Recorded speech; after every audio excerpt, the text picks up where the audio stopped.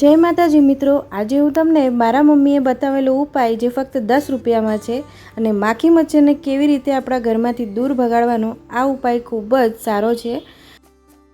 આપણા બાળકોનું ચાંદીપુરા જેવા વાયરસથી રક્ષણ કરવા માટે આ ઘરેલું ઉપાય આપણે એક વખત ચોક્કસ ટ્રાય કરવો જ જોઈએ।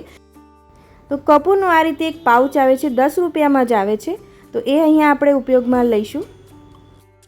તો 2 થી 3 આપણે કપૂરની ગોટી આવી રીતે લઈ લેવાની છે। મેં પહેલાં આ રીતે એક્સપેરિમેન્ટ કરી જોયું હતું। તમે જોઈ શકો છો કે કપૂર ગરમ થયા પછી થોડુંક એવું નાનું ઝાગ જેવું ઉપર ચોંટ્યું છે, એનો મતલબ કે આપણું આ જે મશીન છે એ કામ કરી રહ્યું છે।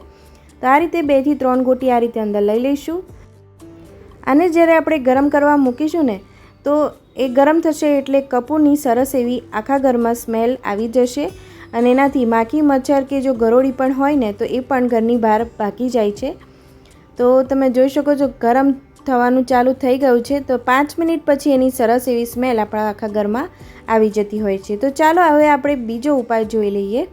તો લીમડો આપણા ઘરની આસપાસ આપણને સરળતાથી ફ્રીમાં મળી જતો હોય છે। તો ચોમાસામાં લીમડાને આપણે સૂકવવો હોય ને તો અત્યારે વરસાદની સિઝન છે એટલે બિલકુલ સૂકાતો નથી।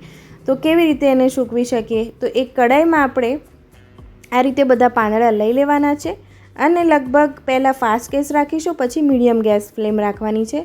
તો આ રીતે આપણે શેકી લેવાના છે। લગભગ 10 મિનિટ પછી આપણા પાંદડા સરસ એવા શેકાઈ જશે અને તમે જોઈ શકો છો કે ધીરે ધીરે આપણા પાંદડા એકદમ સંકોચાઈ રહ્યા છે અને બિલકુલ આમ ડ્રાય પણ થઈ રહ્યા છે।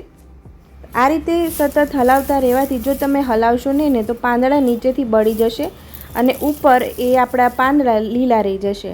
તમે જોઈ શકો છો કે સરસ ડ્રાય થવાનું શરૂઆત થઈ ગઈ છે।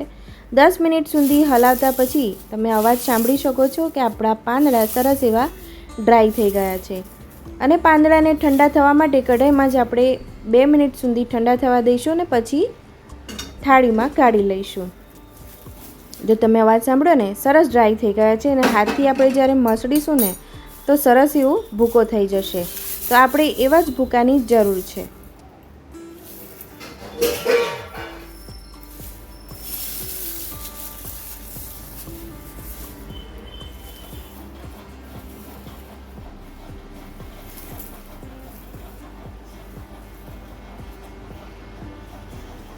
હવે આગળની પ્રોસેસ કરીએ તો એક જૂનું કોળિયું લઈ લેવાનું છે અને આ જે ભૂકો કર્યો છે ને એ જ ભૂકો આપણે કોળિયામાં મૂકી દઈશું।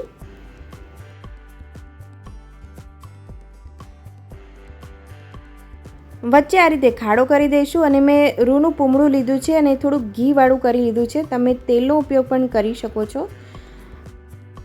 આવું કરવાથી આપણા પાંદડા સરસ એવા સળગશે અને સરસ ધુમાડી આપશે।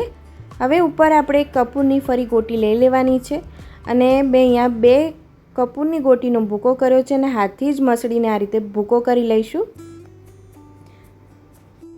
તમે જે માર્કેટમાં લીમડાનું તેલ મળે છે ને એ પણ આની અંદર એડ કરી શકો છો।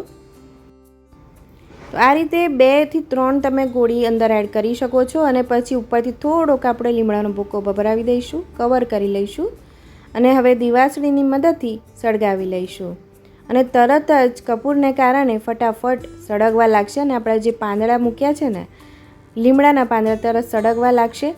હવે લગભગ 15 સેકન્ડ આપણે એને સળગવા દઈશું અને ફૂંક મારીને ઓલવી લઈશું। તમે જોઈ શકો છો કે સરસ એવો ધુમાડો નીકળી રહ્યો છે।